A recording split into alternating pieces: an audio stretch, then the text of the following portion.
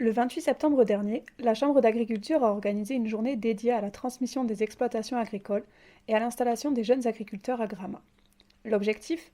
Réunir les exploitants en quête de successeurs et les jeunes candidats à la recherche d'exploitation.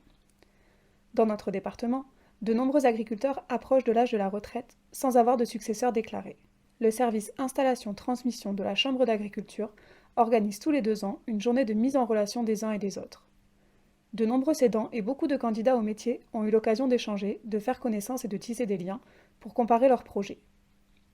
Cette année, la thématique centrale de cette journée était axée sur l'installation en société collective, car ce mode d'accès est plus facile pour des jeunes qui arrivent souvent de l'extérieur sans structure. Plusieurs intervenants ont décortiqué les possibilités. L'animatrice de l'association Tarnaise pour le développement de l'agriculture de groupe a insisté sur les conditions de réussite de l'installation en collectif, bien poser les objectifs de départ, bien communiquer entre les associés et jouer la transparence. L'accès au foncier est souvent le point délicat pour ces jeunes. Heureusement, plusieurs organisations professionnelles sont là pour les aider.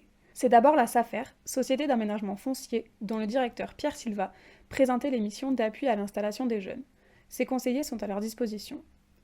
La foncière agricole d'Occitanie peut également venir en complément des financements bancaires pour aider les jeunes à acquérir le foncier.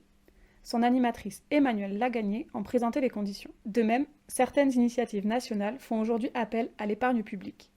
Ainsi, Samuel Blanchard, représentant de l'association Ferme en Vie, expliquait son appui au projet d'installation en agroécologie.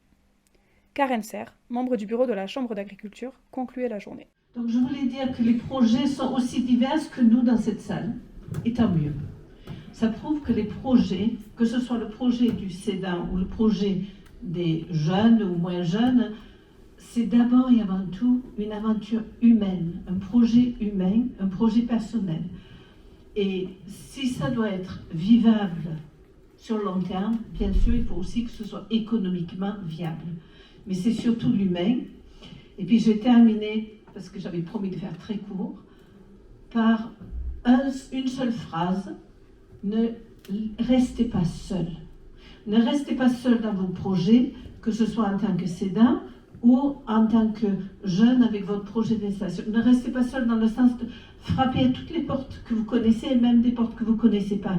Toutes ces structures sont là pour accompagner ceux qui ont le projet de s'installer, mais aussi pour accompagner ceux qui ont l'espoir que leur exploitation puisse continuer demain à produire de la nourriture, à être bien entretenue et viable et vivable.